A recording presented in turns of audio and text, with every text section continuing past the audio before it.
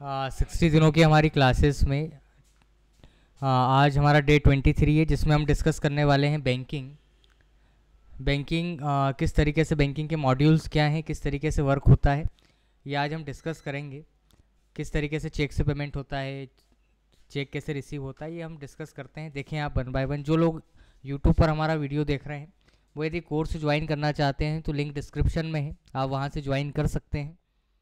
हमारा नया बैच 22 से स्टार्ट हो रहा है, 22 अगस्त से स्टार्ट हो रहा है, तो जल्दी करें। तो आज हमारा जो डे 23 है, इसमें हम डिस्कस करने वाले हैं बैंकिंग मॉड्यूल 7, जिसमें हम देखेंगे कि किस तरीके से चेक से पेमेंट होता है।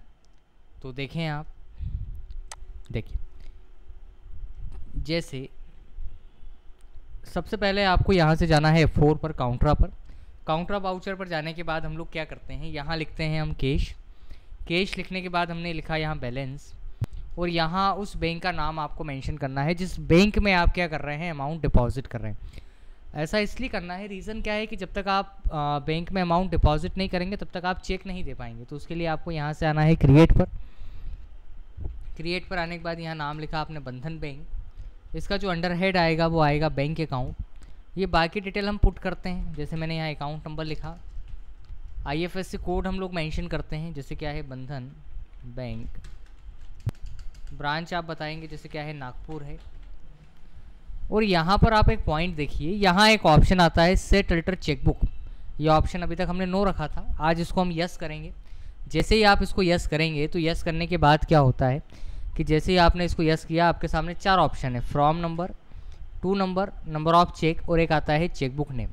फ्रॉम नंबर मतलब होता है पहले चेक का नंबर क्या है। तो जो चेक के अंक होते हैं वो 600, जैसे चेक के जो अंक होते हैं वो 6 अंकों में होता है, तो यहाँ लिखा आपने 600 101। लास्ट एक सीरीज़ को हम लेकर चलते हैं, तो हमने लिखा 125। जैसे ही आप एंटर करेंगे तो यहाँ आप देख पा रहे हैं कि आपके पास कितने चेक हैं, तो कितने हैं 25। यहाँ आप लिखेंगे बुक नंबर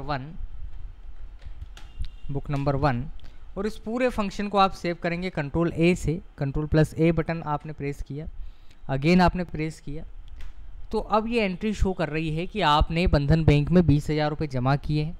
अब यदि आपको किसी व्यक्ति को पेमेंट करना है तो पेमेंट करने के लिए आपको क्या करना है, सिंपल आपको यहाँ से जाना है पेमेंट पर हम गए, यहाँ उस व्यक्ति का नाम लिखना है जिस व्यक्ति को हम लोग पेमेंट कर रहे हैं। तो यहाँ से आप गए क्रिएट पर आने के बाद यहाँ नाम लिखा आपने जैसे मनीष, और जब आप किसी पर्टिकुलर पर्सन को पेमेंट करेंगे तो उसका जो अंडर हेड आएगा वो आएगा इनडायरेक्ट एक्सपेंसेस, क्योंकि ये खर्च है हमारा, इसको हमने सेव किया।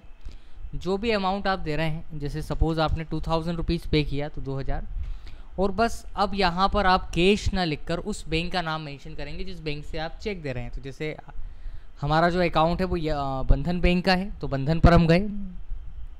यहाँ आप देख पा रहे हैं कि हमारे खाते में 20,000 था, 20,000 में से हमने 2,000 रुपये दे दिए, तो हमारे खाते में जो बैलेंस बचा वो कितना है, 18,000 रुपये। तो यहाँ हो गया 18, यहाँ आप देख पा रहे हैं 18,000 है। जैसे ही आप एंटर करेंगे तो ट्रांजैक्शन टाइप आप कैसे दे रहे हैं, तो कैसे दे रहे हैं, बाय चेक।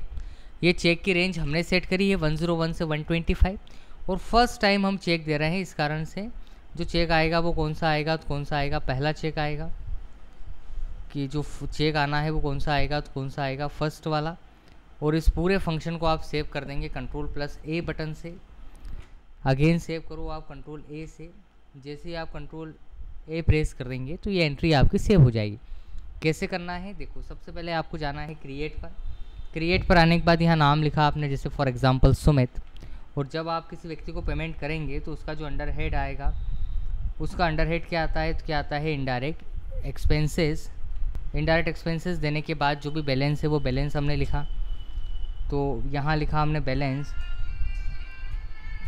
कि यहाँ हमने लिखा बैलेंस लिखने के बाद क्या होता है कि जैसे ही आप बैलेंस लिखते हैं तो यहाँ आपने लिखा जैसे 4,000 लिखने के बाद यहाँ क्या आता है, तो क्या आता है हमारे पास, तो यहाँ हमने लिखा जैसे बंधन बैंक लिखने के बाद क्या होता है कि जैसे ही हम बंधन बैंक लिखते हैं तो यहाँ आप देख पा रहे हैं कि मेरा जो स्क्रीन है उसमें क्या है, तो यहाँ कितना है हमारे पास, कितना है जैसे चेक, ये चेक से हम पेमेंट कर रहे हैं। सेकंड क्या है, तो यहाँ जो नंबर है वो क्या हो जाएगा, तो क्या हो जाएगा 102, तो यहाँ आ गया आपका 102। ये करने के बाद यदि आपको चेक की समरी देखना है तो चेक की समरी के लिए हम लोग क्या करते हैं कि यहाँ से आते हैं हम कहाँ पर, तो कहाँ आ गए हम, यहाँ से आते हैं बैंकिंग पर। बैंकिंग पर आने के बाद एक ऑप्शन आपको दिख रहा है चेक रजिस्टर। इस चेक रजिस्टर पर जैसे ही आप एंटर करेंगे तो चेक रजिस्टर पर एंटर करने के बाद क्या होता है कि आप यहाँ देख पा रहे हैं कि मेरे पास क्या है, बैंक वाइज रजिस्टर है। यहाँ नाम है बंधन बैंक। बंधन बैंक लिखने के बाद जो हमारे पास चेक है वो कितने हैं 23। 2 चेक हम दे चुके हैं, तो टोटल हमारे पास नंबर ऑफ चेक कितने हैं 25। यदि आप और डिस्क्रिप्शन में देखना चाहते हैं तो उसके लिए हम लोग क्या करते हैं, तो उसके लिए आपको क्या करना है, यहाँ से सिंपल यहाँ से आना है कहाँ पर, तो कहाँ आएंगे आप, एंटर करेंगे। एंटर करने के बाद ये हमारे पास रेंज है 101 से 125। तो यहाँ अवेलेबल चेक जो है वो 23 है। फिर आपने एंटर किया तो ये इंस्ट्रूमेंट वाइज डिटेल्स है, मतलब ये चेक वाइज डिटेल्स है हम लोगों के पास कि पहला चेक हमने किसको दिया है, तो किसको दिया है, किसी पर्टिकुलर पर्सन को दिया है। सेकंड हमने क्या करा है, तो क्या करा है, सेकंड चेक भी आपने किसी सुमित नाम के व्यक्ति को दिया है। इस तरीके से हम लोग क्या करते हैं, चेक से पेमेंट करते हैं। तो ये है हमारा क्या, जिसमें हम, जैसे मैंने आपको स्लाइड बताई थी अभी कि ये हमारे पास एक ऑप्शन है जिसमें हम क्या करते हैं, तो क्या करते हैं, चेक से पेमेंट करते हैं। तो इसमें किसी तरीके का कोई डाउट हो, कोई क्यूरी हो, कि इसको लेकर किसी तरीके का कोई डाउट हो, कोई क्यूरी हो तो आप पूछें। तो ये है हमारा जिसमें हम देखते हैं कि हमने किसी व्यक्ति को क्या करा है, चेक से पेमेंट करा है। तो इस तरीके से कैसे देखना है एक बार और देखें हम समरी। तो समरी के लिए हम लोग क्या करते हैं, यहाँ से आते हैं बैंकिंग पर। बैंकिंग पर आने के बाद क्या होता है कि यहाँ पर एक ऑप्शन आता है चेक रजिस्टर। चेक रजिस्टर पर जब आप एंटर करेंगे तो आप यहाँ देख पा रहे हैं कि मेरे पास क्या है, बंधन बैंक के कितने चेक है, तो कितने हैं 25। 25 में से 2 का मैं उपयोग कर चुका हूँ और बचे कितने हैं हमारे पास, कितने हैं, तो जो चेक बचे हैं हमारे पास कितने हैं 23। जब आपने एंटर किया तो ये आपको इंस्ट्रूमेंट वाइज दिखाता है, मतलब ये चेक नंबर की सीरीज़ में आपको दिखाता है। जैसे 601 से 125 है। फिर अगेन आपने एंटर किया तो आप यहाँ डिटेल वाइज देख पा रहे हैं कि पहला चेक आपने मनीष को दिया है, सेकंड चेक आपने सुमित को दिया है। दोनों के अमाउंट यहाँ रिफ्लेक्ट हो रहे हैं। यदि आप इसका प्रीव्यू देखना चाहते हैं तो उसके लिए ठीक वही प्रोसेस है जो हमने पहले करी है, Ctrl+P। Ctrl+P करने के बाद हम लोग क्या करते हैं, तो क्या है करते हैं, यहाँ पर एक ऑप्शन है प्रीव्यू। प्रीव्यू पर आप गए, प्रीव्यू पर जाने के बाद या तो आप यहाँ से जूम कर सकते हैं या फिर आप Alt+Z भी कर सकते हैं। तो ये इस तरीके से हमको दिखाता है कि आपने बंधन बैंक से एक तो मनीष को चेक दिया है 101 नंबर का, और एक आपने किसको दिया है, सुमित को दिया है। दोनों के अमाउंट है।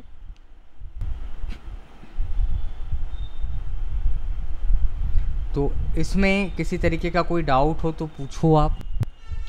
ये था हमारा आज का टॉपिक जो हमने देखा कि किस तरीके से बैंकिंग में चेक से पेमेंट किया जाता है।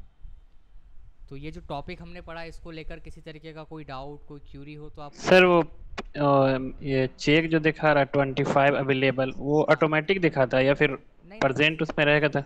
ऑटोमेटिकली नहीं दिखाता है, उसके लिए आपको सीरीज सेट करना होती है। सीरीज जैसे मैं आपको यहाँ बताऊँ, जैसे मैंने अभी यहाँ आपको एक एंट्री करके बताई थी, सॉरी, यहाँ से हम जब F4 पर गए थे, जैसे मैंने आपसे कहा था कि हमको बैंक में पहले डिपॉजिट करना है। तो डिपॉजिट करने के बाद क्या होता है कि ये जो बंधन बैंक है, यहाँ पर ये डिटेल तो आप पुट कर ही लेते हैं। पुट करने के बाद क्या होता है कि यहाँ पर एक ऑप्शन आता है set alter cheque details, set alter range for chequebook. तो इसको हम लोग क्या करते हैं, इसको यस करते हैं। जैसे ही आप इसको यस करेंगे, जैसे मैंने इसको यस किया, तो यस करने के बाद हमारे सामने 4 ऑप्शन आते हैं, from number, to number, number of cheque और चेकबुक नेम।